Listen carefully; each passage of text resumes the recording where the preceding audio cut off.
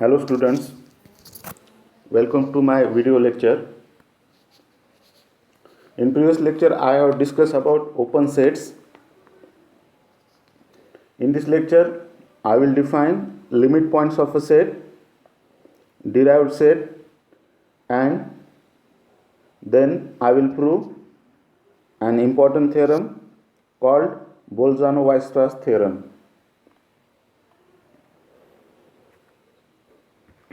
So first we have definition for limit points of a set. So before defining limit points of a set, I will recall the definition of neighborhood. So the definition for neighborhood is the set n, which is subset of set of real numbers, is called the neighborhood of a point A if there is an open interval I containing A and contained in the set n. So this is the definition for neighborhood of a point. So now I will define limit points of a set. So a real number xi is a limit point of a set S, which is subset of set of real numbers if every neighborhood of xi contains an infinite number of elements of S.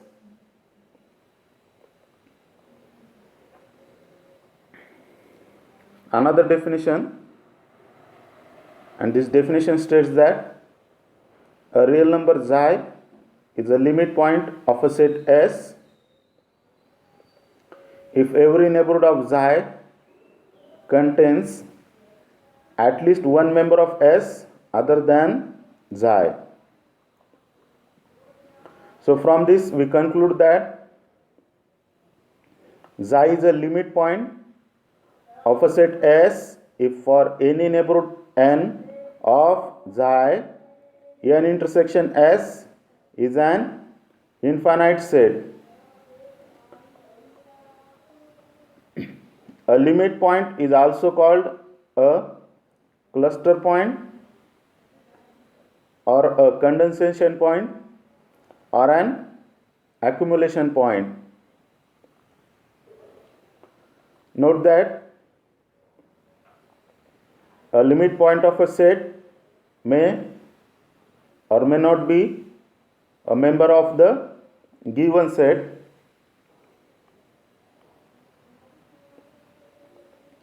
A finite set cannot have a limit point, because if we consider a set S having n number of elements, and if we take epsilon equals to half into minimum of distance in between two nearest points, then the epsilon neighborhood of given element in S will not contain any element other than the given element.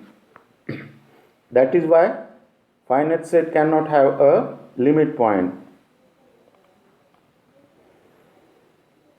It is not necessary that an infinite set must possess a limit point.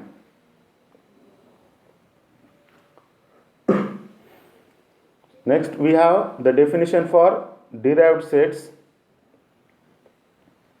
So the set of all limit points of a set S is called the derived set of S and is denoted by the notation S prime. So for example, consider the set of integers Z has no limit point.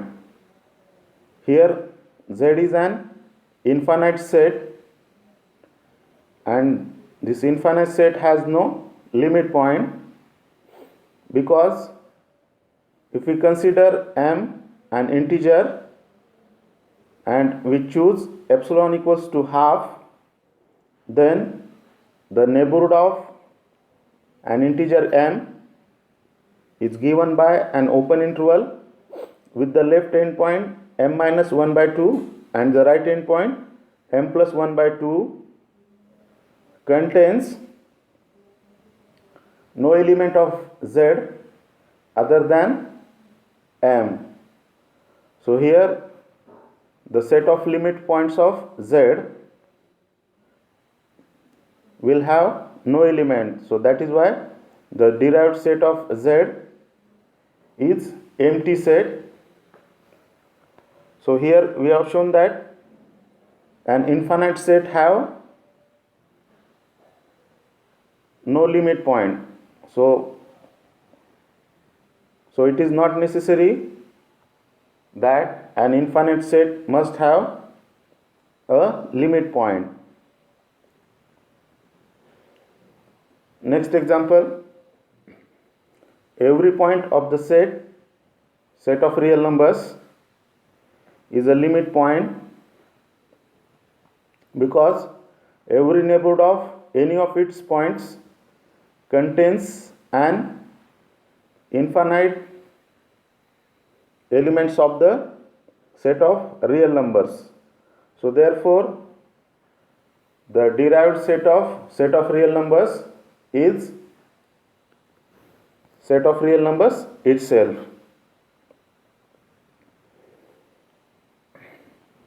Next we have every point of the set Q of rationals is a limit point, because we know that in between any two rationals there exist infinite number of rational numbers. Next we have the set which consists of elements of the type 1 by n, where n is a natural number, has only one limit point which is 0, and 0 is not member of this set. So this is the example of an set which consists or which possesses a limit point, but the limit point is not member of the given set. Next we have Bolzano-Weierstrass theorem.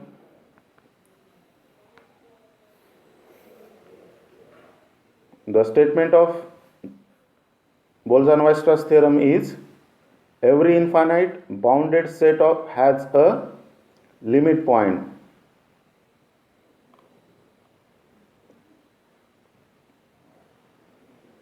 So we begin with the proof. Here we have given S is infinite and bounded set. We know the definition for bounded set.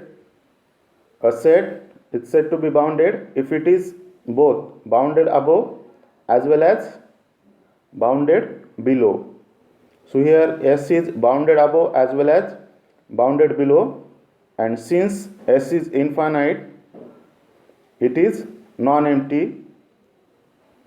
So by the completeness property, we conclude that the set S will have supremum and infimum. So small m and capital M be infimum and supremum of the set S respectively. Now we define a set P of real numbers as follows. So X belongs to P if and only if it exceeds at the most a finite number of members of S. So we have defined the set P in this manner. X belongs to P if and only if it is greater than at the most a finite number of members of S. Now we will show that P is non-empty and P is bounded above.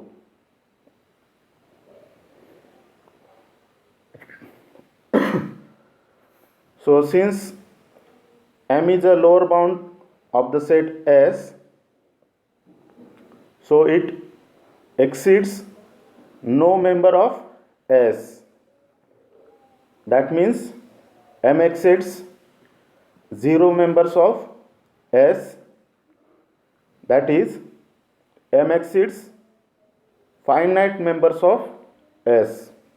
So therefore M belongs to P, that means the set P is non-empty. Also M is an upper bound of the set S. So since M is an upper bound of the set S and S is infinite, so M exceeds infinite number of members of S. So any element greater than or equal to M cannot belongs to the set P. So therefore we conclude that M is an upper bound of the set P, that means P is bounded above.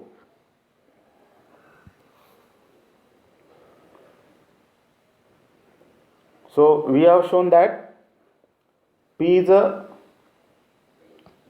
non-empty set which is bounded above. Then by the completeness property, P has a supremum, say xi, and we will show that xi is a limit point of the set S. So we consider any neighborhood of xi which is an open interval with the left endpoint xi minus epsilon and right endpoint xi plus epsilon. Here epsilon is positive real number.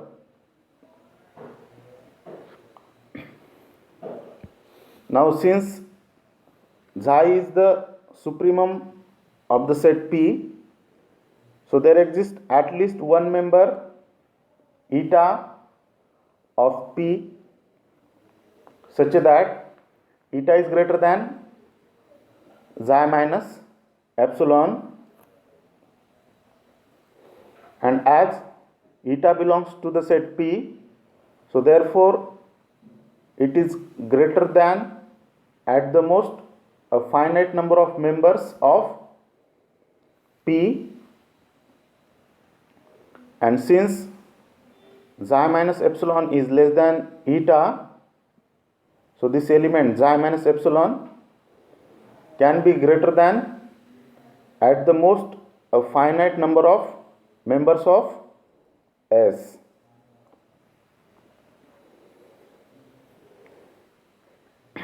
Since xi is the supremum of P, xi plus epsilon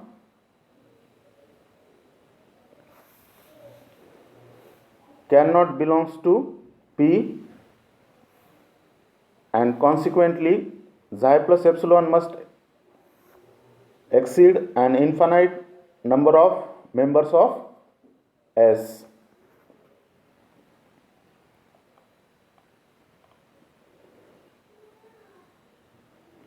Now xi minus epsilon exceeds at the most a finite number of members of S, and xi plus epsilon exceeds infinitely many members of S. So this implies the open interval with the left endpoint xi minus epsilon and right endpoint xi plus epsilon contains an infinite number of members of S. So this is a neighborhood of the point xi which contains an infinite number of members of the set S. So from this we conclude that xi is a limit point of the set S. So we have shown that S is an infinite bounded set, then it will contain a limit point. So here our theorem is proved. In next lecture we will see some examples.